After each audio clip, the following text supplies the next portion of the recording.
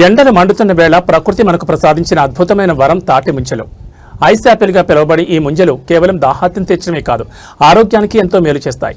తెలంగాణ గ్రామీణ ఆర్థిక వ్యవస్థలో కీలక పాత్ర పోషించే తాటి ముంజల అమ్మకాలపై ప్రభుత్వం ప్రత్యేక దృష్టి సారించింది. ప్రజలందరూ ఈ ప్రకృతి సిద్ధమైన ఆహారాన్ని ఆస్వాదించాలని కోరుతూ ప్రభుత్వం కీలక విజ్ఞప్తి చేస్తోంది. తెలంగాణ రాష్ట్ర వ్యాప్తంగా తాటి ముంజల సీజన్ ప్రారంభమైంది. గ్రామీణ ప్రాంతాల నుంచి నగరాల వరకు ముంజల విక్రయాలు జోరుగా సాగుతున్నాయి. ఎండవేడి నుంచి ఉపశమనం కలిగించడంలో తాటి ముంజలకు సాట్లేదు.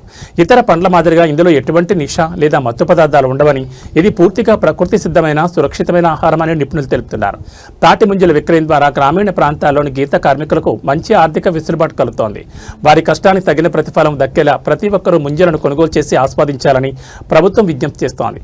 తాటి ముంజల విక్రయదారులకు ఇబ్బంది కలగకుండా తెలంగాణ ప్రభుత్వం తరపున ప్రత్యేక మార్కెటింగ్ సదుపాయాలు కల్పిస్తామని అధికారులు వెల్లడించారు.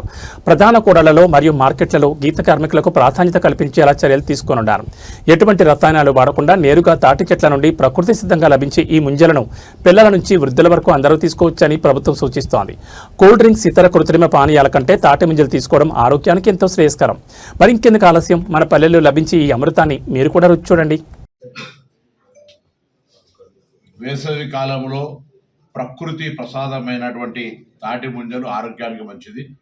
ఇది గీతా కార్మికుల వృత్తికి, ఆర్థికంగా గ్రామీణ ప్రాంతాల్లో ఉన్న వాళ్ళకి అందుబాటు కాబట్టి ప్రతి ఒక్కరు కూడా ఈ ఎండాకాలంలో అందుబాటులోకి వచ్చే ఈ ప్రకృతి ఆహారమైనటువంటి ముంజల్ని తిని ఆస్వాదించాల్సిందిగా తెలంగాణ ప్రజలు విజ్ఞప్తి చేస్తున్నాం. తప్పకుండా ప్రభుత్వం తరఫున ఈ వృత్తిపరంగా మార్కెటింగ్ సౌకర్యాన్ని కలిగజేయడానికి కూడా ప్రణాళిక తయారు చేస్తాం.